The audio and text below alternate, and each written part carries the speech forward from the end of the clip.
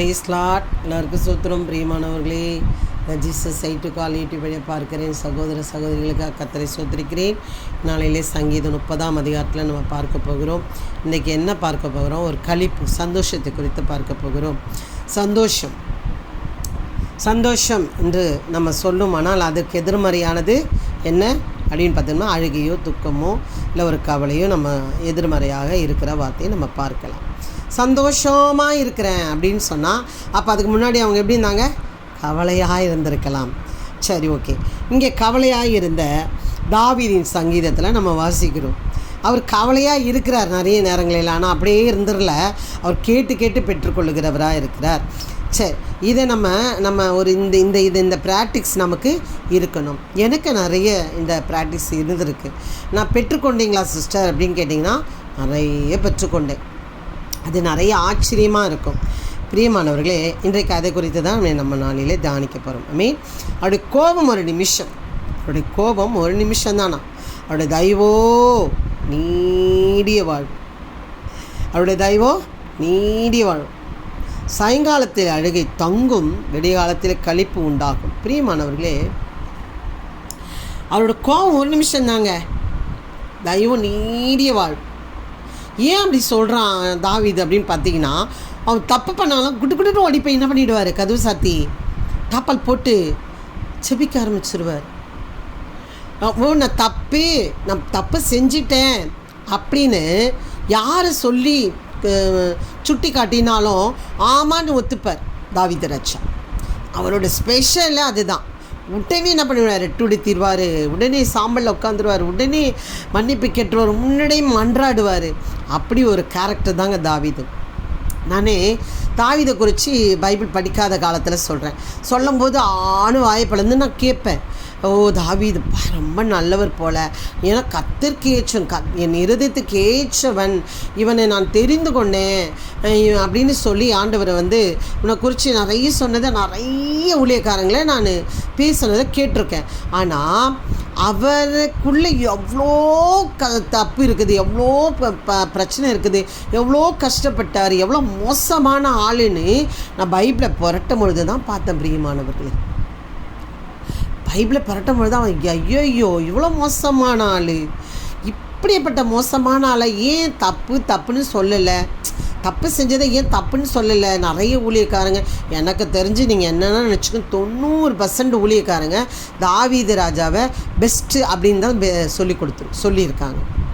Super mark அப்படின்னு தான் போட்டு கொடுத்துருக்காங்களே தவிர, ஆனால் அவர் எவ்வளோ பெரிய தப்புலாம் பண்ணியிருக்காருன்னு அவங்க சுட்டி காட்டவே இல்லை.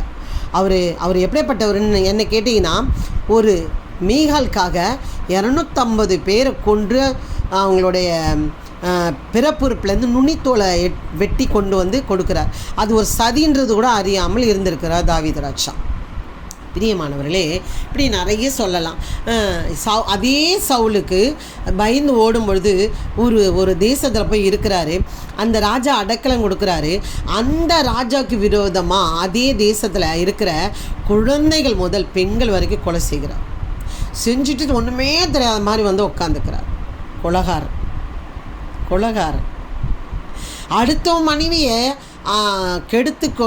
கெடுத்து விட்டது இல்லாமல் கணவரை கொன்றதும் இல்லாமல் குடும்பத்தை என்ன பண்ணிட்டா? எடுத்து போட்டான். அவன் யார்? விபச்சார். பிரியமானவர்களே, அதை ஆண்டவர் பார்த்தார்.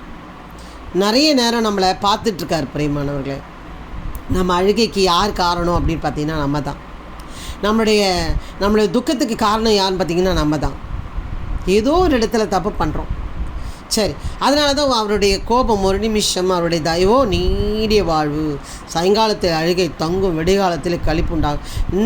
சாயங்காலத்துக்கு வெடிகாலத்துக்கு என்ன நடந்தது, அந்த கேப்பில் என்ன நடந்துச்சு அப்படின்னு பார்த்தீங்கன்னா பாருங்கள்.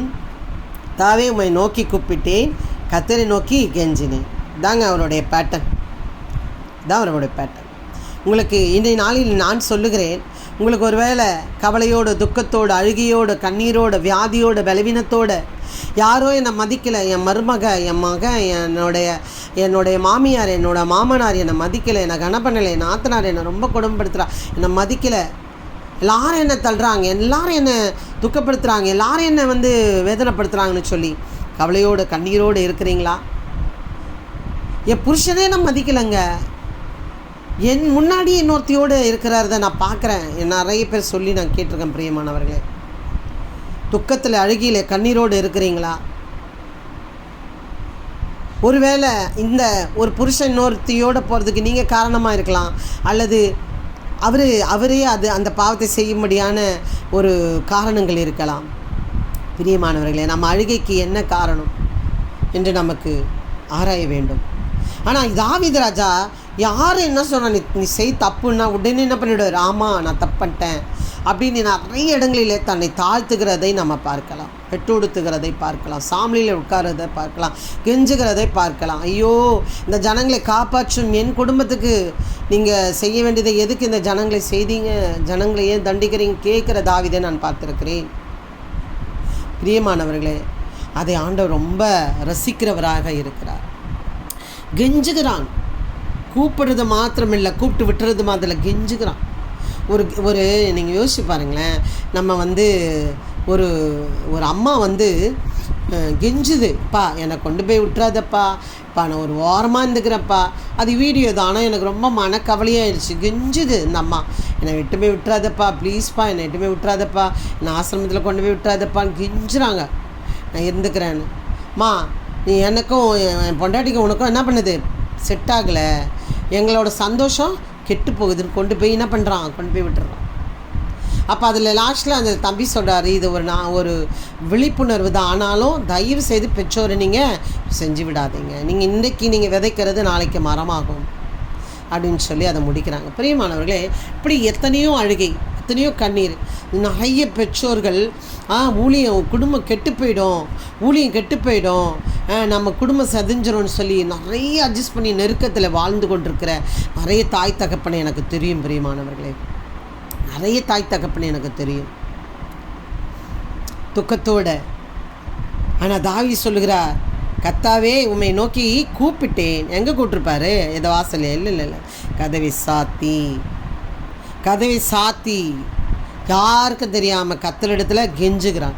பிரியமானவர்களே, இன்றைய நாளிலே நீங்கள் கவலையோடு கண்ணீரோடு யாரோ உங்களை துக்கப்படுத்துகிறாங்க, யாரோ உங்களை வேதனைப்படுத்துகிறாங்க அப்படின்னு சொல்லி நீங்கள் கவலையோடு கண்ணீரோடு இருக்கிற உங்களை பார்த்து சொல்லுகிறார், அவருடைய கோபம் ஒரு நிமிஷம் தாங்க, கேட்டிங்கன்னா அவருடைய தயவு நீடிய வாழும்.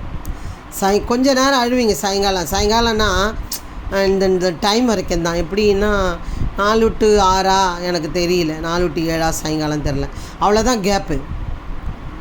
ஆனால் அந்த கேப்புக்கு அப்புறம் இரவு வருது, இரவுலேருந்து விடிகாலம் வரைக்கும் சரியான டைம் இருக்குது.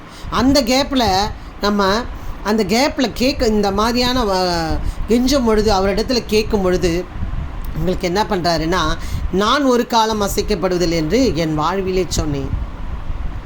அந்த சொல்ல முடியும் அவங்கள வைப்பார். பிரியமானவர்கள், நான் ஒரு மனசு ரொம்ப எனக்கு கஷ்டமாக இருந்துச்சு, ரொம்ப மனவேதனையோடு நான் வந்தேன். ஆனால் நான் ஒரு சின்ன ஜபம் பண்ணிவிட்டு, ரொம்ப நேரம் இல்லை, ஒரு சின்ன ஜபம் பண்ணிவிட்டு நான் போய் படுத்துட்டேன்.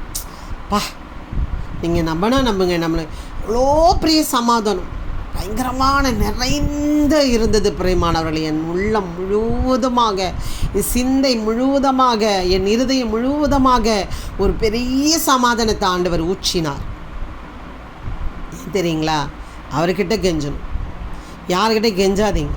உங்கள் அழுகை கொஞ்ச நேரம்தான், ஆனால் அவருடைய தயவோ நீடிய வாழ்வு தருகிறதா இருக்குது. களிப்பு உண்டாக, விடிகாலத்தில் களிப்பு உண்டாக வேண்டும் எனால் கர்த்தரை நோக்கி கூப்பிடுங்கள், கண்டிப்பாக கர்த்தர் செய்ய வல்லவராக இருக்கிறார்.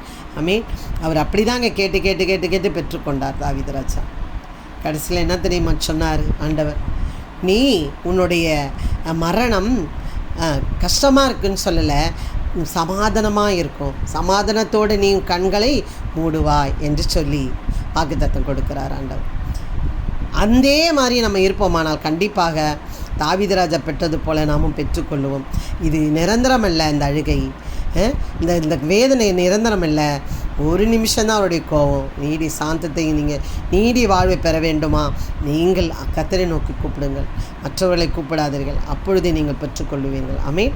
God bless you. இந்த வசன வார்த்தை உங்களுக்கு ரொம்ப பிரயோஜனமாக இருந்தால் நீங்கள் மற்றும் ஷேர் பண்ணுங்கள், கமெண்ட் பண்ணுங்கள், ஜெபம் பண்ணுங்கள். மீன் காட் பிளஸ் யூ. கர்த்தர் உங்களை ஆசீர்வதிப்பாராக. மீன் அல்லேலூயா.